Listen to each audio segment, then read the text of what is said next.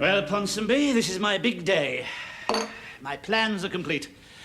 This afternoon I shall address the British Fruit Association at the Bilberry Hall, and I shall surprise them. And then after that I shall drive down to Hampshire, where my boss C.J. is holding a trout fishing competition on what is laughingly known as his country estate, and I shall give him a surprise as well. Think that's a good idea? Yes, I thought you would. And then I shall drive off into the rays of the setting sun, and Reginald and Perrin will be seen no more. So you be a good earwig, all right?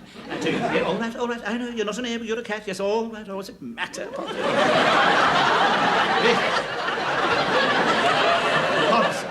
What's it matter in a name? Why, it's so boring to call things by the same name all the time. You see, secretly, Ponsonby, I think of my boss, C.J., as a toothbrush. And you can't be frightened of them, but I don't tell anyone because they don't understand. It's the same with my mother-in-law. I always think of her as well, you see? But I don't tell anyone. Now, you be a good boy and take care of your mistress because she's going to be very upset when I... there you are, darling. Just having a little chat to Ponsonby. Thank you very much. You seem rather on edge this morning, Reggie. Are you nervous about your No, speech? I'm all right, darling. I just got a bit of an earwig, that's all. Headache. Oh, what time should I arrive at the hall for the lunch? Oh, about 12:30 parsnips. Sorry, darling, 12, 12:30. Yes, but where do parsnips come in? Yes, I just remembered C.J. asked me if I could possibly get hold of a few parsnips for him. What does he want parsnips for? He didn't say. Well, I think we... Oh, well, good. Thanks very much. Yes, a couple now. We don't want too many otherwise. Oh, this won't do at all. I really must consider. I've got some very important things to say. Ponsonby, are you listening? I'm about to divest myself of the accumulated wisdom of my 46 years. Mustn't use the wrong parsnips. The wrong words.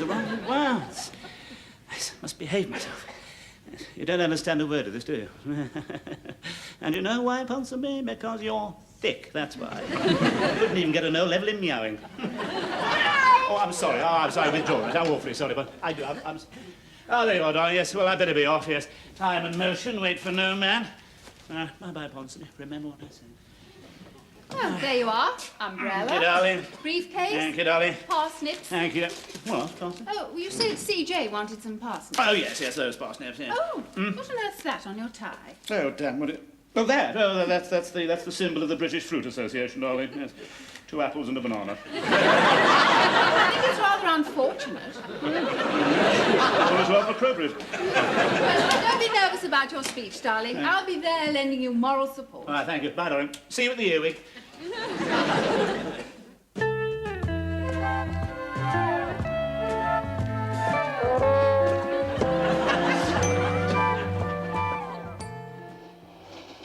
How marvellous. Last time I shall ever have to travel on this bloody train.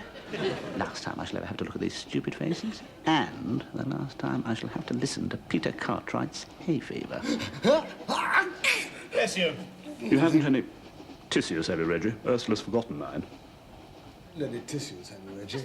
Ursula's forgotten mine. No, sorry, Peter, I haven't. No. You can use my programme for the Fruit Association of Bilberry Hall, if you like.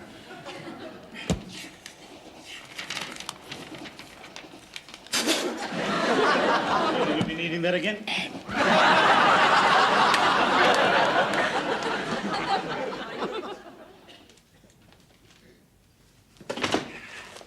Morning, Joan. Mr. Perrin. 11 minutes late. Somebody had stolen the lines at Surbiton.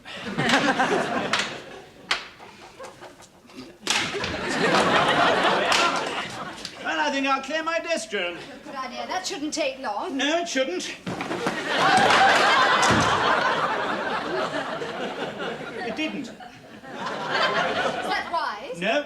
How's your speech speech coming along, Mr. Perrin? Fine, wonderful, Joan. Very, very good indeed. Thank Well, you. I'm Yes. sure you're going to give a wonderful performance. Yes, sir, it's going to be very good indeed. Yes, not that anybody will listen to it, of course. Yes. I often have the impression that nobody listens to a single word I say. In fact, I often wonder if my voice is actually audible to anyone except myself. Keep out! You see what I mean? Morning, David. Morning, Tony. I'm sorry I haven't got time to discuss the exotic ISIS project this morning. I have my speech to prepare. I have far more important things on my mind than Mango Delight, Big Surprise, Strawberry and Earwig Ripple. All right? That's why we came. Just to wish you good luck for your speech. Not feeling nervous, I hope. No, not feeling nervous. Great. No. Super. Good. Public terrors have no speaking for me. Great. Super. Yes, I think I have one or two important points to make. Great. Super. Sitting in the front row. Lending moral support. Great. Super. Well, you must be. Good luck, Reggie. Good luck. Reggie. Good luck. I'm sure you're going to give a wonderful speech, Mr. Perrin. If you could impress that lot standing on your head. And in conclusion, may I say... I don't think that'd be a very good idea, Joe. No. Get lost! Morning, CJ. Morning, Reggie. Morning, Joan.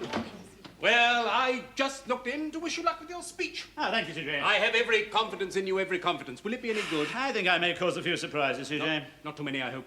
Just a little stimulus, nothing too extreme, but there's no need to be nervous. I shall be sitting in the front row rooting for you. Oh, thank you, CJ. If you do feel nervous, just look down and you'll see my face. Yes. That's very thoughtful of you, CJ. Well, I won't waste any more of your valuable time. Right, CJ.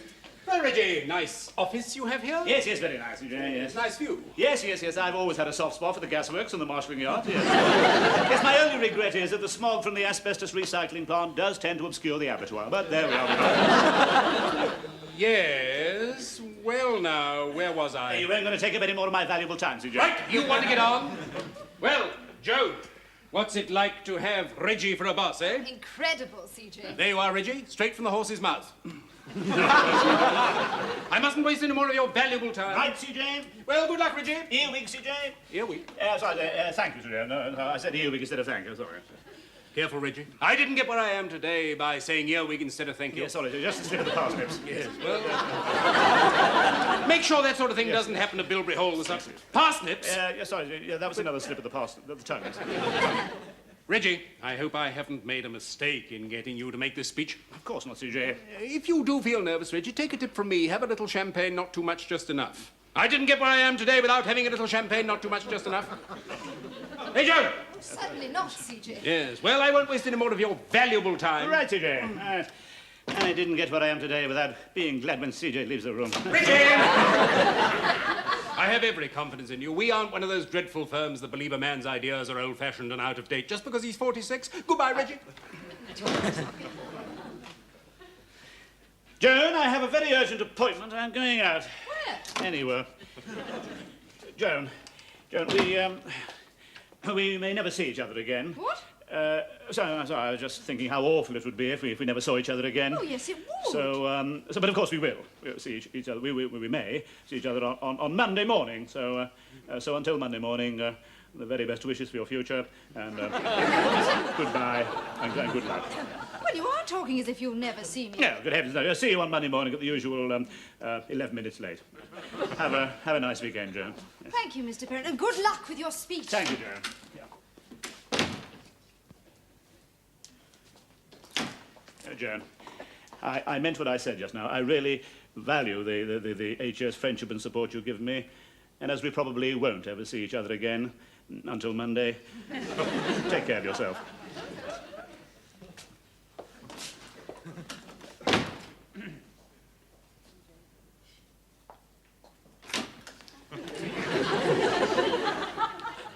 Goodbye, Joan.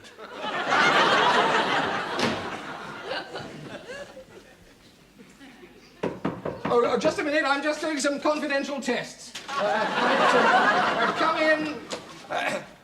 Reggie. Doc. Come in and sit down. Thank you. Oh, CJ's made me come and listen to your speech this afternoon. I should be sitting in the front row, so there's no need to feel nervous. Right. Now, what can I do for you? I want something, Doc. I feel nervous. Oh, so do I. It's horrible, isn't it? I've got to go to CJ's fishing contest. Yes, I just want something to give me a feeling of confidence for a couple of hours. Yeah, so do I. Yeah. Yeah.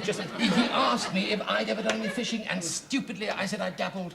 Oh, What fools men are. Dabbled. Once dangled a bit of string over a boat in the Isle of Man once when I was a Boy Scout. Caught one very dead village keeper. Yeah. Anything at all, Doc. A couple of pills, you know. Just something that won't be noticed, of course, or make me slur my speech or get overexcited or anything. All CJ's young hopefuls will be there, literally angling for promotion. Yes. Have you got anything at all you can recommend? I shall probably fall in. Just a couple of... They'll all catch hundreds of fish. I shall catch bronchitis, and CJ's longing for a chance to fire me. He hates me, Reggie. What do you think I ought to do? I think perhaps you ought to take something to soothe your nerves, Doc. Oh, good idea. What?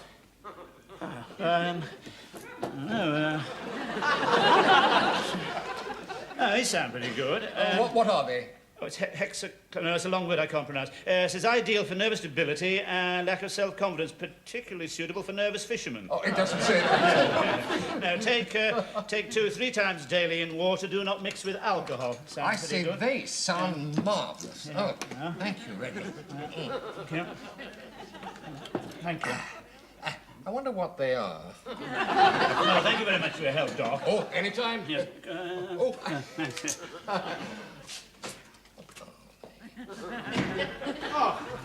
Oh, there you are. Reggie Perrin. Sorry I'm late. Quite all right. Sit you down. Thank you. So you can. My name's Hump, by the way. Oh, bad luck. Let me give you some wine. Dutch courage. Thank you. I'm lecturer in the philosophy of fruit at the University of Budleigh-Salterton. Well, never mind. Don't drink too much. All right, darling, I'm not a fool. May I introduce the chairman of the seminar, Mr. Elwyn Watkins? Hello, Watkins. How do you do? Mr. Watkins is chief scientific advisor to the Bridgend College of Pesticides. How ridiculous. Oh, we thought we'd lost you. And let me fill you up. Oh, Dutch courage. oh, You missed a very interesting little talk from Dr. Hump this morning. He touched mainly on the role of fruit puddings in a competitive society.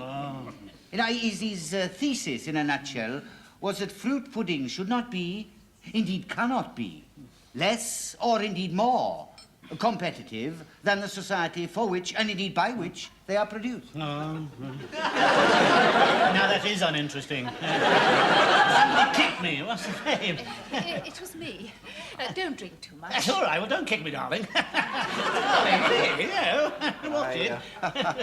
I'm looking forward to your talk. Oh, yes, so am Yeah, I. that makes 3 of us. Good. Would you mind passing me the earwig, please? I beg your pardon. When I say the earwig, I mean the wine, of course. Yes, thank you very much, Rocky. Darling, do watch it. You stop it. He's at it again.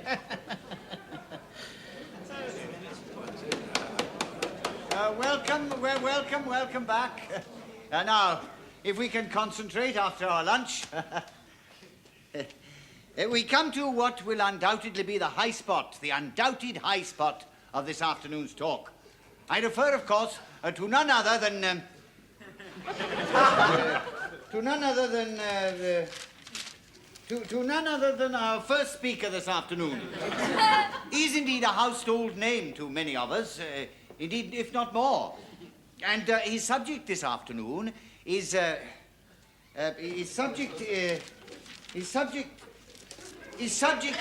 subject for which he is a household name to many of us, if not more. In fact, he needs no introduction from me, so here he is. Thank you. Thank you very much indeed. Thank you, Mr. whatever your name is. When my boss said to me, Reginald Perrin, your senior sales earwig at Sunshine Desserts, they're holding a seminar about fruit and instant puddings at Bilberry Hall. I want you to talk on how we're getting our just dessert. My first thought was, what a pathetic title for a talk. And I thought again. My second thought was, what a pathetic title for a talk.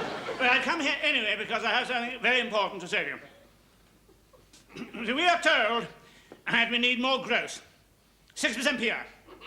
6% more chemicals to cure more pollution caused by more chemicals.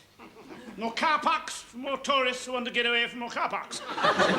More food make us more fat, to make us use more slimming aids, to make us take more pills, to make us ill, to make us make more pills, to make more profits.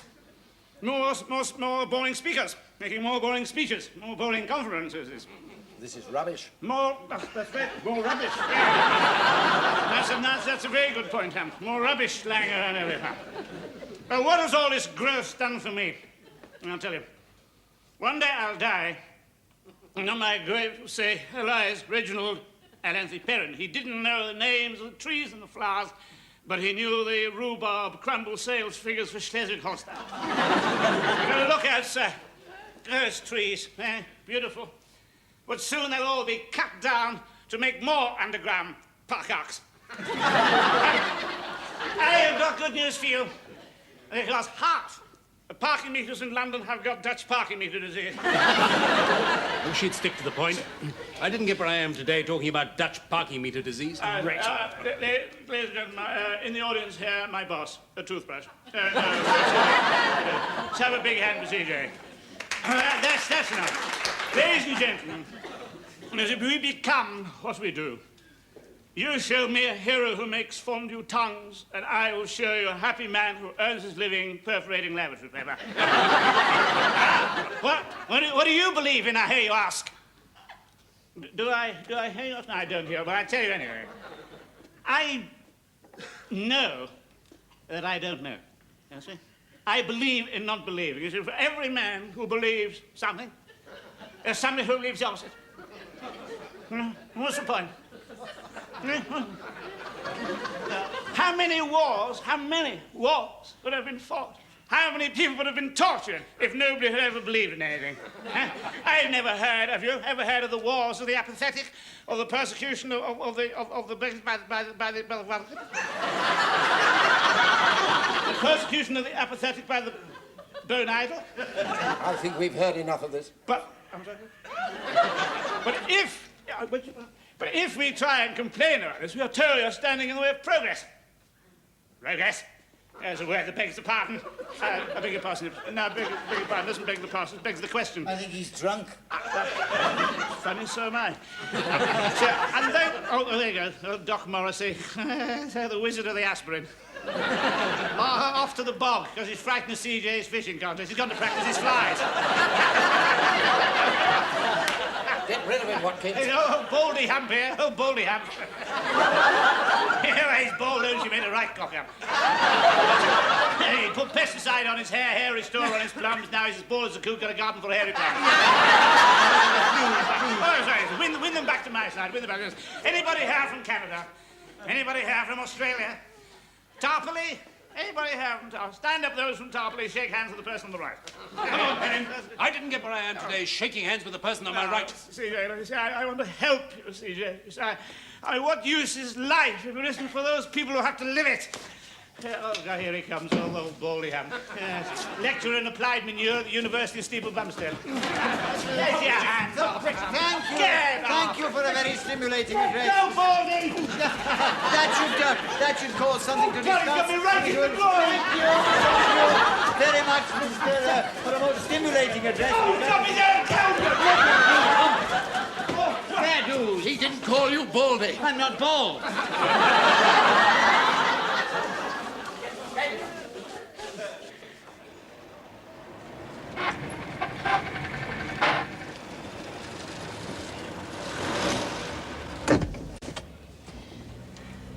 Very depressed, aren't you? You didn't even wince when I crashed the gears. I had so much to say to them. You were nervous, that's all. I was drunk. I used the wrong words. I insulted Dr. Hamp. I even asked if there was anyone there from Tarpley. There wasn't? Yes, but I mean, is that to be my life's message? Is there anybody there from Tarpley? Never mind, Reggie. I love you. Yes, and I love you too, darling. But I must just pop out to the gents. Right, darling.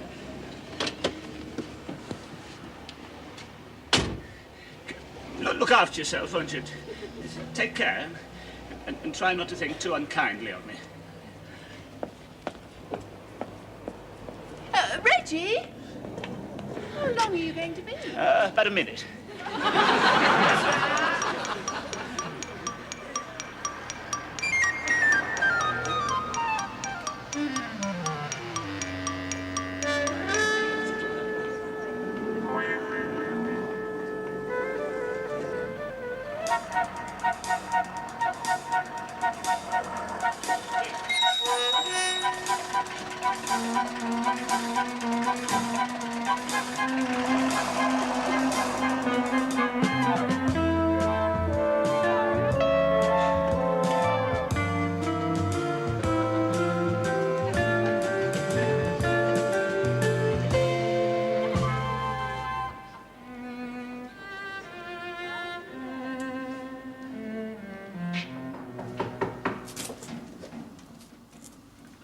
I mean... Oh, it's all right, Bill. It's only me, Mr. Perrin. Oh, what are you still here for, Mr. Perrin? Oh, there's been an emergency, Bill. Consignment of Loganberry essence has to go off to Hamburg. The ship has to sail from Southampton first thing in the morning, so I've got to load a lorry up tonight and drive it down there myself. Oh, I'm sorry, Mr. Perrin, but I haven't got the authority to let you out of the lorry. Look, I tell you what, I've got a PXL2 here, double-checked through the computer. Here. Yeah. Oh, I'm sorry, Mr. Perrin. Computer? Yes. Huh?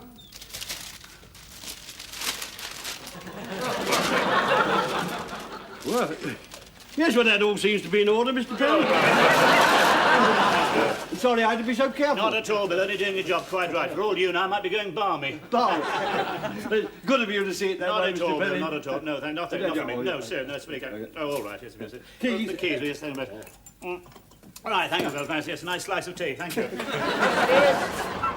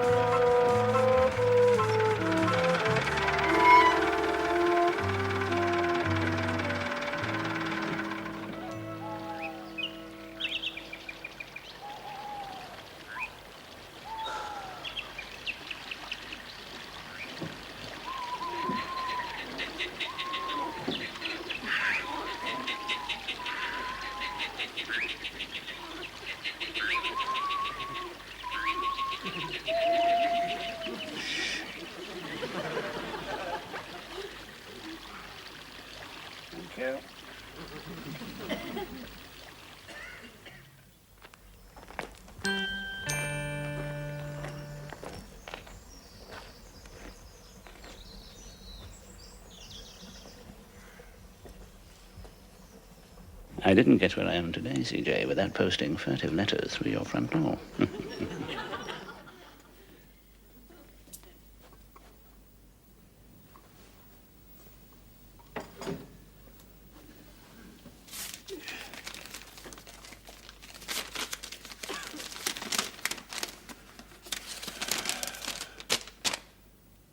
The river is public property and should not be in private hands. The fish are not yours to kill, nor are your employees. Possessions bring misery. Absolute possessions bring absolute misery. P.S.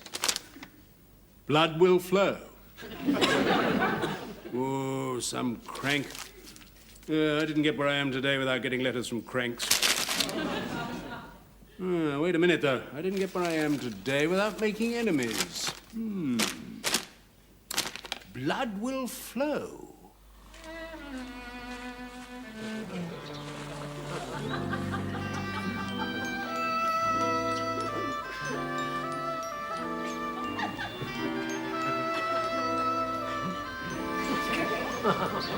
All right, Tony? David? Great. Super, CJ.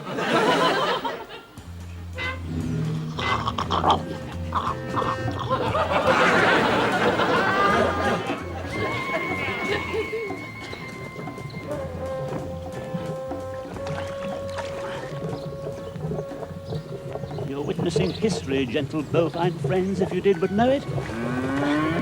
You're witnessing the world's first ever Loganberry slick.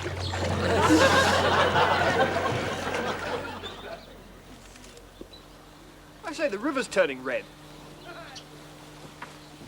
My God, it's blood. Oh, it doesn't look like blood to me. Doesn't smell like it either. It's too sweet. Look, I'm a doctor. I should know blood when I see it. My God! Blood! Blood will flow! There's a maniac murdering all my guests. Oh, my God. One of my enemies. I've been too ruthless. Blood! Blood! Oh, ah! CJ.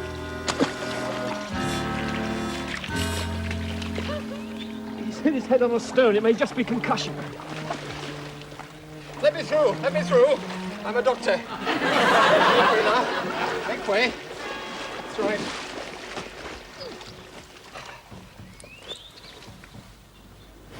My God, he's dead. You're fired.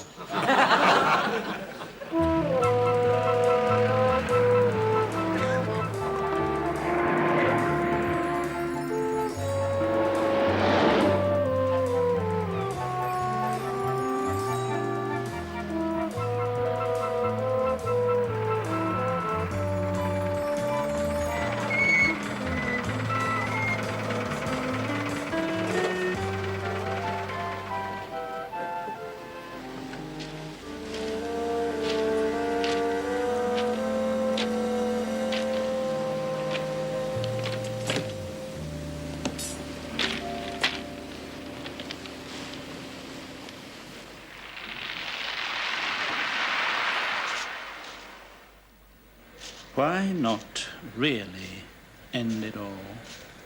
Prove once and for all I'm not a fraud. Just walk out to sea with my hands raised above my head. Walk on until only the fingers are visible. A last defiant gesture to a hostile world.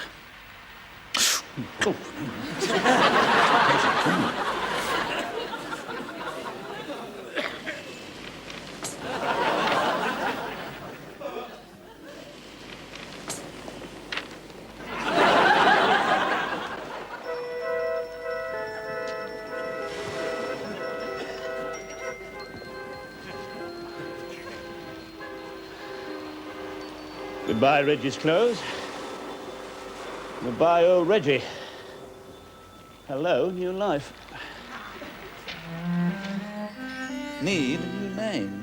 Alistair McTavish. Lionel Penfold. No. Cedric de Vere Fitzpatrick Thornycroft. Is that right? Charles Bridport, Arthur Dorchester. No. Timothy Lyme Regis. No. Vernon Signpost. No. Which way lies paradise? I must be decisive in my new life. I will go to the right. Griffith Hedge, Sebastian Copse, no. Ronnie Road, Lenny Lane, no. Nathaniel Bike, no. Colin Gate, no. Colin, no. Colin what? Colin what? No. Colin what? Colin, the first thing I see when I look over the gate. Colin Cowpat. Earwig, Colin Parsnips, Colin...